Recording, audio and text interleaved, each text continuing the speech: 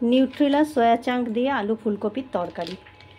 এই নিউট্রেলা ছোট soya chunk, mini soya chunk নিয়ে নিয়েছি। কড়াইতে তেল গরম হচ্ছে, সর্ষের তেল আর সাদা তেল মিশিয়ে দিয়েছি। এরপর দিচ্ছি একটু গোটা জিরে, গোটা গরম মশলা, শুকনো লঙ্কা, তেজপাতা ফোড়নে দিয়ে এবারে কেটে রাখা একটু পেঁয়াজ দিয়ে দিলাম ফোড়নে।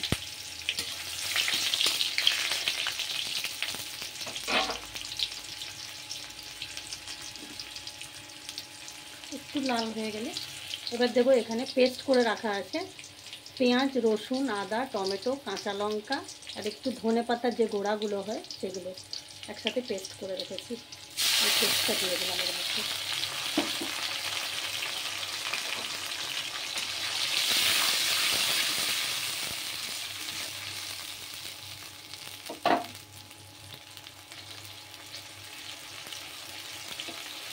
একটুখানি ভেজে এবার দিচ্ছি, এখানে একটা মশলা তৈরি করে রেখেছি, জিরে গুঁড়ো, ধনে গুঁড়ো, লঙ্কা গুঁড়ো, হলুদ গুঁড়ো, একটু কাশ্মীরি মির্চ, একটু টমেটো সস আর একটুখানি আলুর দম মশলা এর মধ্যে আমি দিয়েছি, যাতে একটু টেস্টটা আরও ভালো হয়। এই মশলার পেস্টটা আমি এর মধ্যে ঢেলে দিলাম।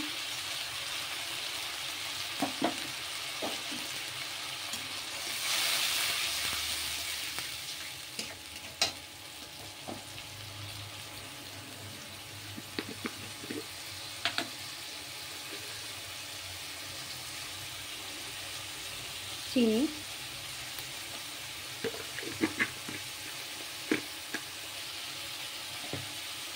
এবার দেবো নুন,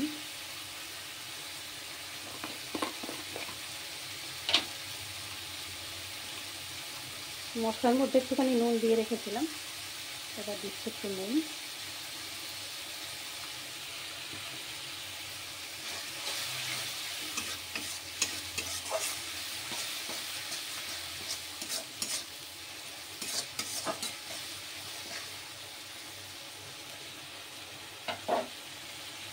ভালো করে একটু কষিয়ে নিয়ে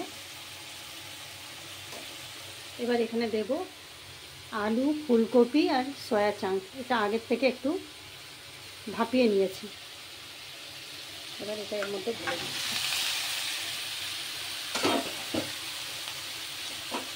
ভাপিয়ে জলটা ফেলে দিয়েছিলাম।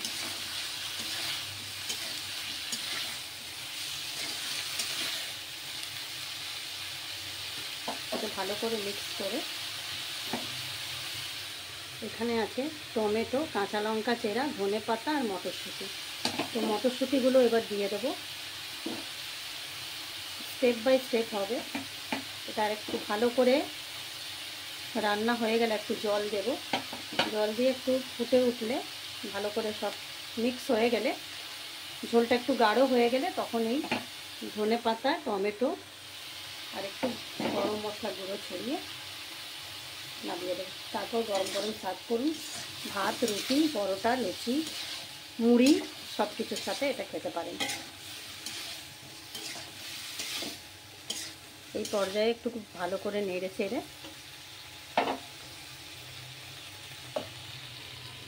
অল্প এক ফোঁটা, 1 কাপ মতো জল দেবো। বেশি ঝোল ঝোল হবে না। এটা এবার আপনাদের ওপর, আপনি যদি একটু বেশি ঝোল ঝোল করতে চান তাহলে জল বেশি দেবেন।